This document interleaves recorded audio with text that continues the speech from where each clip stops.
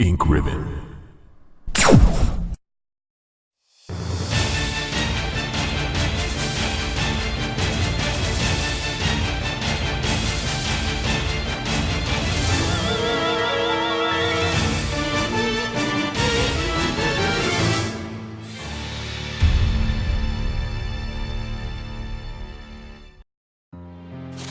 Check all items. When you obtain a new item, always remember to look at it with the check command on the status screen. Remember, it's always best to rotate the item so you can check it from different angles. Try to push objects. If you face an object and press and hold up on the directional button, sometimes you'll be able to push it. You may find hidden rooms and items this way. Use the quick turn. You can turn 180 degrees instantly by pressing the cancel button while holding the directional button down. This is a very effective move when you attack an enemy and then want to turn around and run. Climb and descend. You can climb and descend some objects. To do this, face the object and then push the action button. Security boxes. The items you store in a security box in the prison cannot be accessed through an item box. Make sure you remove all important items from a security box before exiting a room. May 13th. This room stinks of death. Based upon the information I found, I believe that I'm far south of the equator. Lucky for me that Bob in the bunk below me is one of those interesting types of guys. May 16th. Today Bob told me some crazy story of why he was put in this place with me. Bob said that he used to be an attendant at the head of this place. This boss named Alfred supposedly placed him here because of a tiny little mistake. What does that mean? What's going to happen to me? May 20th. Without warning, a group of military men took Bob to the building behind the guillotine stand.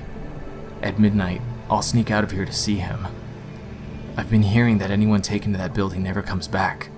On top of that, there are these really large plastic bags being constantly removed from that place. I better pray for Bob. May 21st. I was wrong. I shouldn't have gone there. What is going on in there? All I could hear was some insanely creepy laughter and the sounds of Bob screaming. I don't know what to do. I can't stop thinking about it. Is that going to happen to me? I can't let it. I just can't. May 27th. Since my last entry, all of my fellow inmates have been taken to that building. I know that I'm next. It's obvious that we're all here to be used as Alfred's guinea pigs. There's no way out. What am I gonna do? Be sure to verify the content of the following facility access application form and add the applicant's name to the expected visitors list. Chief Prison Guard Room, Paul Steiner. I hereby apply for access permission for Prison Area D. Details follow. Visitor's name, Carl Grisham. Purpose of entry, carrying in the following materials. 1. New product sample from Metal Industries Co. TG01. 2.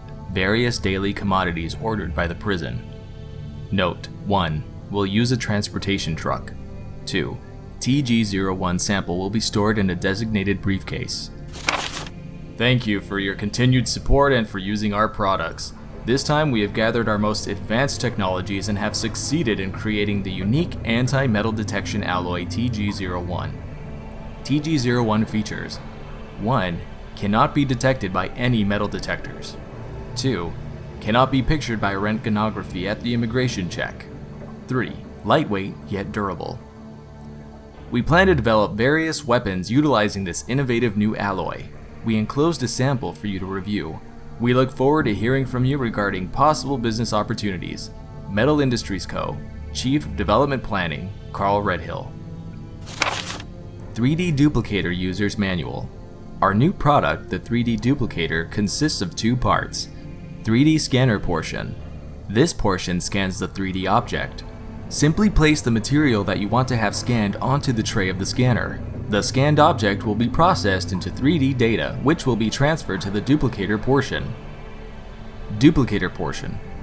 If you place the material you wish to have converted on the machine, you can begin the conversion based on the 3D data that was created by the 3D scanner portion. The conversion will be executed with complete data accuracy. The result will be an object precisely true to the original. The emergency lock system in the biology experiment room can be released with a 4-digit pass number. I hope you haven't forgotten about this already. I have just received an order from the system administrator requesting us to change the pass number periodically. What bothers me is that you often lose important memos, pass numbers, or even chemicals. So in an attempt to solve this problem, I came up with an idea. You know the red human skeleton picture at the back of the biology experiment room? I've decided to use the number signed on the picture as the pass number. If you happen to lose the memo, just use the picture. Well, I don't think you would ever need to use the emergency pass number anyway, but just in case, now you know. Take it easy, Mr. Careless. 4 years have passed since I began serving Sir Alfred. He doesn't trust anyone. Even though I am his attendant, I am still strictly prohibited from entering his private house. What is his problem anyway? They say he lives with his twin sister Alexia in his private house on the hill. Occasionally, I've seen someone standing by the window of the house. It might have been Alexia, whose extreme beauty is often talked about. I once asked Sir Alfred about this, but it only enraged him. Even though I am his attendant, he will not show me any lenience. If I ask about her again, I could put my life at risk. After all, it is a mystery why he so desperately tries to keep his private life with Alexia a secret. Robert Dawson. Sir Alfred, congratulations on your succession as master of the Ashford family. I hereby present you with an earthenware vase according to the Ashford family tradition. As you may know, this tradition first began when a butler presented a golden teacup as a commemorative to Veronica. As founder of the Ashford family, her intelligence and beauty are legendary. The second and third masters, Stanley and his son Thomas, were also presented with similar teacups. It was their hope to achieve glory as Veronica did before them. The position as family master then shifted from Sir Thomas to his twin brother, Sir Arthur. It then went to Sir Edward, your grandfather. That was when the Ashford family enjoyed its golden age. It was also Sir Edward's achievement that established a large chemical enterprise, Umbrella Inc. However, when Sir Edward passed away, and your father, Sir Alexander, succeeded the position, the glorious Ashford family gradually began to sink. I sincerely hope that the Ashford family regains its glory with your guidance, just as this vase continues to shine eternally. Scott Harmon, Butler, Ashford family. My father, Edward, discovered the mother virus in cooperation with Lord Spencer, who was also a nobleman. They studied it for the purpose of military use. Eventually, their study took shape. They named a variation of the mother virus, the T virus. To camouflage their research, they established Umbrella Chemical Inc.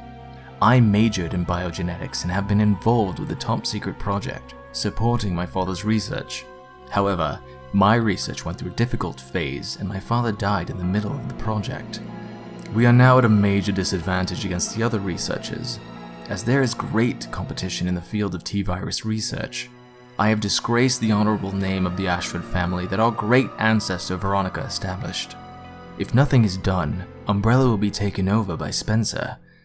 I must expedite the project to its fullest, without being detected by Spencer. After much thought, I decided to establish a large-scale advanced research facility.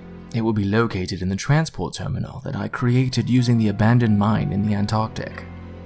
Within the facility, I have a room built. It will be similar to the design of my mansion, the legacy of the late Trevor. I will be able to cherish my sweet memories there. For security purposes, this confidential project will be given a code name. It is the same name of the beautiful ancestor of the Ashford family, Veronica, whom I wish to receive so badly. I'm confident that the results of my research will be as glorious as her name, and that honor will be restored to the Ashford family once again. January 30th. There's a sealed room in the hallway located inside of the Antarctic facility. I don't know what is hidden there, but I do know how to get in. I can use the 3 jewels that each one of our 3 family members wears, proof of being a legitimate descendant of the Ashford family. The only problem is, I don't know how I can get possession of my father's proof. February 17th. I finally succeeded in entering that sealed room. I never could have imagined that such an insane secret existed regarding the birth of both Alexia and myself. I hate my father. That fool Alexander. Now it's obvious that we were merely created in an attempt to cover my father's blunder. I can never trust him again. I must regain the glory of the Ashford family with my sister. I have nothing to be afraid of, as long as Alexia is with me. March 3rd. Alexia carried out the experiment on the human body that we've been talking about. Our useless father must be happy now, since he can finally contribute to the Ashford family. The only thing that we should be careful about is the butler. Harmon does not become wise to our activities. April 22nd. The experiment resulted in failure. Our father was useless after all. Even worse, he turned into a dangerous monster that is completely out of control. We tied him down and locked him up in an underground prison cell. However, Alexia seems to be close to a solution. Beyond all my expectations, she now says she wishes to conduct the experiment on her own body. On top of that, she feels she must be kept asleep for 15 years in order to accomplish the experiment. Thanks to that idiot, I can't see my dear Alexia for as long as 15 years. Alexia is going to sleep, with all of her trust relying upon me. Now I am the only one who can protect Alexia. Oh. Report: Enhanced Anti-Decay Alloy. Although we plan to utilize the enhanced anti-decay alloy called Deployed to create the storage capsule of the new BOW, we had to cancel the plan. This is primarily based upon the fact that despite its excellent resistance to all kinds of liquid including strong acid, it easily dissolves when soaked with a mixture of the two chemicals, Clement Alpha and Clement Sigma. Due to the lethal nature of the new BOW, we cannot be too careful in choosing the new material for the storage capsule. We have instead decided to use Deployed to create the plate portion of the Eagle plate, which shines in indigo blue. Clement information. The Alpha type is used for gun maintenance and possesses no conspicuous characteristics. However, the Sigma type will change its color to blue at a certain temperature. It is an odd coincidence that the temperature is exactly the same as the date of the completion of this training facility. Based upon our analysis of the Sigma type, we believe that the Clement possesses more features. As new information is learned, we will update this file. There is a demon in my mind. I can't control the fierce impulses that the demon sometimes drives me to act upon. It is a brutal ceremony. With the demon next to me, I enjoy watching people agonize in pain, screaming and convulsing repeatedly as they die. But Sir Alfred was kind enough to acknowledge me, and has given me the facilities, chemicals, and equipment necessary to study everything. I must never betray Sir Alfred's kindness. It is especially critical that no one discovers the sacred place that only he and I know about. I swear the basement of this medical building will be kept secret. Of course, I kept the key to this sacred place with me at all times. Even if an outsider sees it, they will never be able to tell that it is the key. I must remember that my life ends when I lose Sir Alfred's trust. Sir Alfred, please forgive me as I must tell you of my abrupt departure by leaving this letter. I first served your father, Lord Alexander, and have for so long shared in the joys and sorrows of the Ashford family. Lord Alexander disappeared unexpectedly 15 years ago. Then an accident during an experiment took the life of our dear Alexia. You were forced to become the master of the family at a very young age, and nearly lost your sanity from the sorrow of having lost all of your family members at once. There was nothing I could do, and I felt powerless. I first thought that I should kill myself to apologize. I then realized that it would be an insult to our dear Lord Alexander and Alexia. In the other world, Scott Harmon, Butler, Ashford family. Alexia, my sister is a genius and possesses unmatched beauty. She is everything to me. I would overcome any obstacle and be willing to risk my life for her. For Alexia, I must revive the glorious Ashford family, which fell during the era of my father, Alexander. Together, we will restore our family name. Once that has been achieved, I'll build a palace where only nobles may gather. I cannot allow unwashed to see my dear Alexia, to whom my life is devoted to. She reigns the world as queen, with I as her servant. That is my dream, and how sweet it will be. Those accomplishments will be proof of my love towards Alexia. It is the purpose of my existence. All other people are meaningless, and they shall prostrate themselves before Alexia and I. Devoted to my beloved Alexia, Alfred Ashford. HUNK'S report.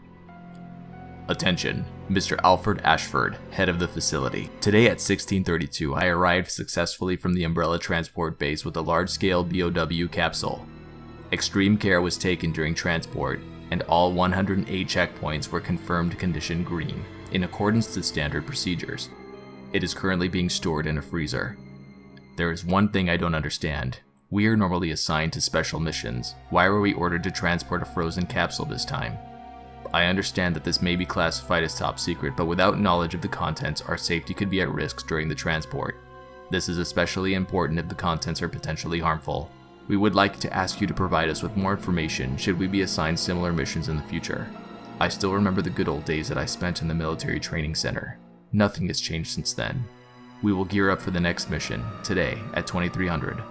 Umbrella Special Forces Unit, HUNK. My dear brother, I firmly believe that the glory of the Ashford family will be revived through your courage and strength as an honored soldier. Yours faithfully, Alexia Ashford. A 10-year-old girl genius graduated at the top of her class from a prestigious university. The international corporation Umbrella Chemical Inc. offered her the position of head researcher. After discovering the remains of an ancient virus within the genes of a queen ant, I've been concentrating on the research of ants. The ecosystem of ants seems truly ideal to me. There is one queen ant in each anthill, and the soldier and worker ants are the queen's slaves. They dedicate their lives to the queen. The death of the queen ant means the doom of the entire anthill. However, the soldiers and worker ants can be easily replaced as long as the queen ant is alive. This is exactly the same relationship between myself and the other ignorant masses. I have succeeded in creating an ideal virus by implanting the queen ant's gene into the mother virus that Spencer found. I used my otherwise useless father as a test subject. However, as I expected, the virus caused a rapid change in his cells, triggering the complete destruction of his brain cells and body flesh. Furthermore, a special type of poison gas was generated inside his body that the blue herb had no effect against. Because of this, I created an antidote in case of emergency and stored it inside of the weapon chemical warehouse on the B2 floor. I have decided to name this virus with unimaginable potential the T. Veronica virus. When I find out how I can fully utilize the power of this wonderful virus, my great research will finally be complete. Alexia Ashford. The Ashford family's most important secret is kept at this lab. As a safety precaution, I have installed a self-destruct device in the control room and have placed the activation code inside the computer. Once inputted, all door locks will be released in order to provide easy access to escape routes. By using the elevator that directly connects to the hangar, one should be able to escape from the lab easily. Please remember that I have used the name of my beautiful ancestor for the activation code. Glory to the Ashfords. Alexander Ashford. After many long years of research, I finally identified the inheritance element that administers the intelligence of man.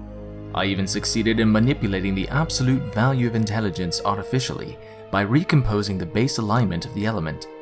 I then sampled the gene of our great ancestor, manipulated its element, and then implanted it into the unfertilized egg of a surrogate mother. What I didn't expect was that twins, a boy and a girl, were born. The boy had higher intelligence than normal, but not high enough for him to be considered a genius. However, the girl had unmatched intelligence that easily allowed her to be classified as a genius. She was exactly what I had been looking for, the revival of our great ancestor. I already determined their names, the girl's name Alexia and the boy's name Alfred. I'm certain that Alexia will elevate the name of the Ashford family to extreme glory. Alexander Ashford. Work continues on the T. Veronica virus, which I extracted from the queen ant. The more research I conduct on it, the more I am impressed with how much potential it has. I finally implemented the virus into my own body and discovered how to fully utilize its power. I will avoid making the mistake that I made on my father. I will suppress the activity of the virus at an ultra-low temperature so that my cells will change slowly. My calculations indicate that it will take 15 years before my body will gain immunity and become able to coexist with the virus. Until then, I have no choice but to trust the capsule that I will be in to that inept but loyal soldier ant who is my brother. For me to obtain unlimited power, some risks need to be taken.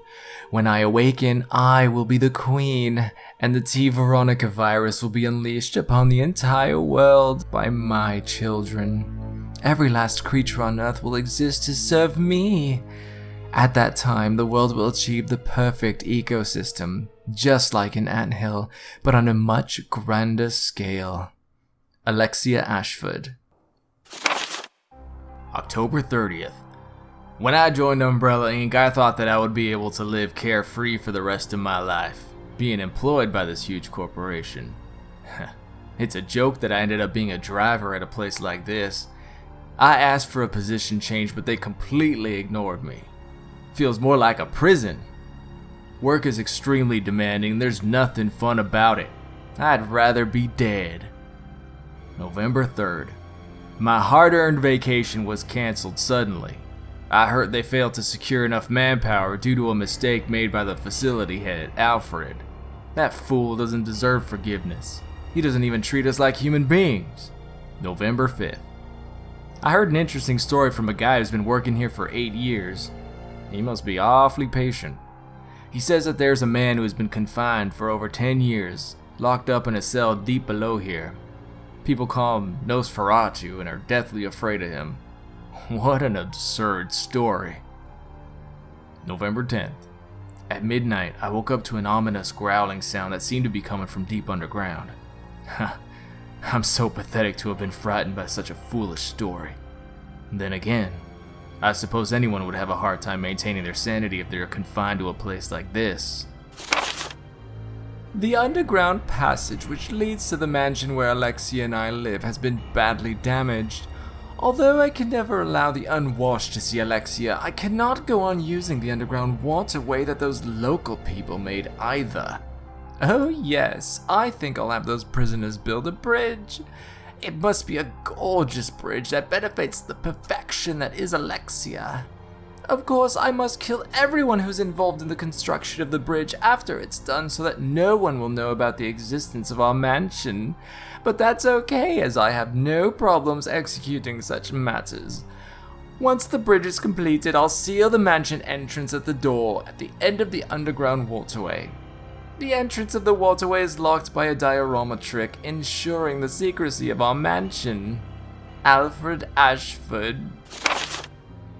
During a heavy squall, a girl in a red outfit was brought to this island of Rockford, my home.